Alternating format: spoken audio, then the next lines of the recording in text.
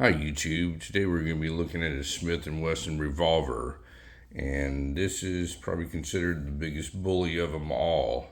This is the Smith and Wesson 500, and before we go any further, I'll show you there's nothing in this revolver, and it is clear, everybody's safe, and nobody can get hurt.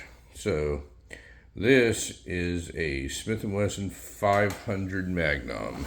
And what happened is in the early 2000s, Smith and Wesson came out with what they called the X frame. And this is the largest revolver frame that Smith and Wesson makes. I'm pretty certain this is the largest revolver frame that anybody makes. So this is a 5-shot revolver. It's a 500 Magnum. This is the most powerful handgun in the world. To my knowledge, there's nothing more powerful than this. I did a previous video on a Desert Eagle 50 AE, and it is pretty powerful. It is not this. This thing is absolutely ridiculous. It is massive. This thing is just absolutely unbelievable. It's got these Peckmeyer rubber grips on it that really pads your hand right here. And I'm telling you folks, you need it. This gun is very dangerous. This is one of the ones that you do not take your 120-pound girlfriend to the range and let her shoot it and show off to your buddies. This is not the one. You should not be playing around with something like this.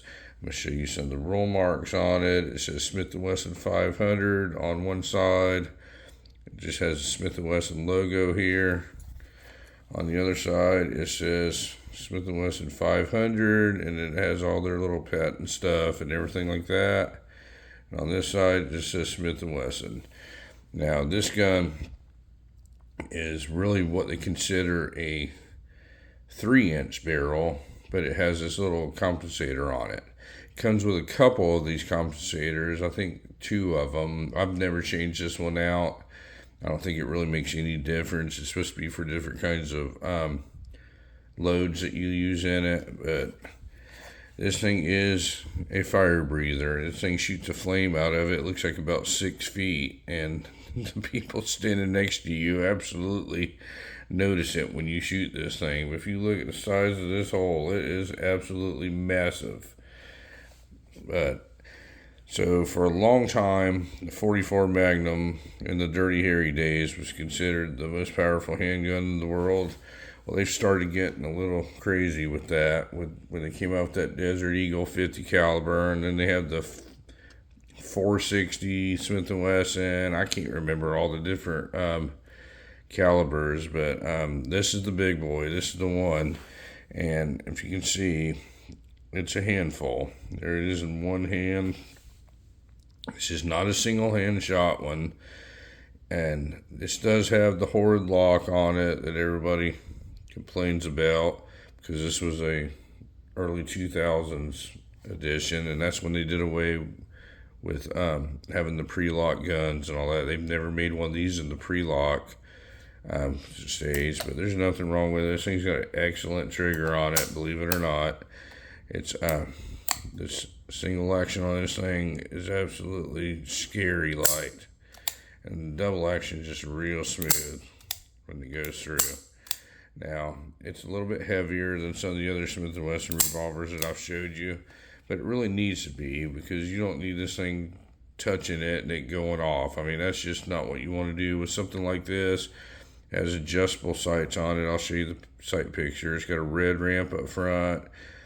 It's got serrations on the back of this thing. So it's set up kind of like a target gun.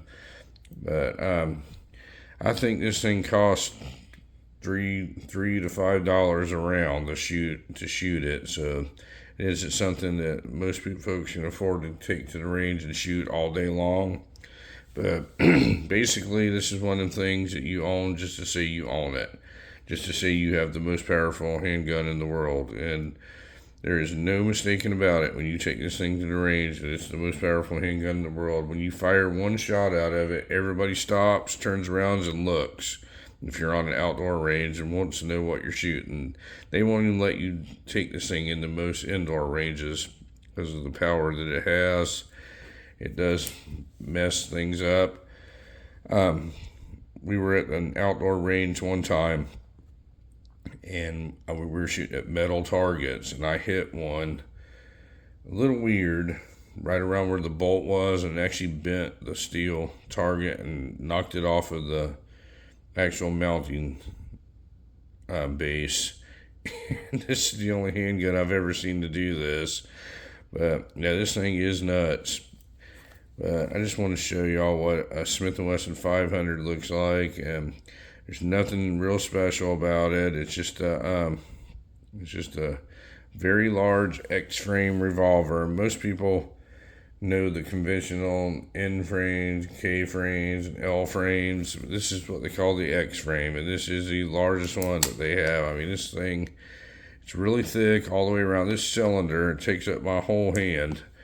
When you do it, it makes a .357 Magnum look like it's 22 when you hold them side by side. Everything about it's big. Everything about it's ridiculous. It's just all massive amounts of power. They did make these in a special edition survival pack where they had like an orange colored grip. I think it was a 3-inch barrel without this compensator on it, and came in like a Pelican case, and they get really stupid money for them when you see them on Gun Broker. But this is just a basic one. There's nothing, no frills or anything about it. And I don't have any kind of special grips on it because you actually need these rubber grips because of the recoil on this thing. This thing has the most recoil of any handgun I have personally ever fired, and I fired a ton of them. I own a ton of them, and this thing absolutely has a ton of recoil because of this short barrel. This compensator, I guess, does help a little bit, but it still has massive amounts of recoil on it. But anyway, folks, let me know what you think about this Smith and Wesson 500 Magnum, and the most powerful handgun in the world. And if you would carry this on your ankle or in deep concealment, let me know. I don't think I'm going to be doing that, but let me know what y'all think about it. If you have any questions on it, I'm not really an expert on Smith and Wesson 500s, but I mean, I've had one for a long time, and I know the basics. I know enough to be dangerous. It's not something that you shoot a whole lot because of the cost and the recoil on it, but it is a fun little range toy to take out. I suppose if you were walking into like big game country like grizzly bears or something like that, you could carry this on a chest rig, and this probably pretty much just stop anything. There's nothing on this earth this thing wouldn't stop. Nothing. But I guess that would be a practical use for it. But other than that, I can't think of a practical use. Where I live, they don't have an animal or a threat big enough that you would actually need something like this. And on camera, it doesn't really do justice about how big this thing is, but it is absolutely a large, oversized revolver, this X-Frame Smith and Wesson. Let me know what you think. If you have any questions about it, it's a Smith and Wesson 500. They call it a 4-inch barrel. It's really a 3-inch barrel with a compensator on the end. I'll be happy to answer them for you. And thank you very much, folks, for watching my video. And you folks have a great day.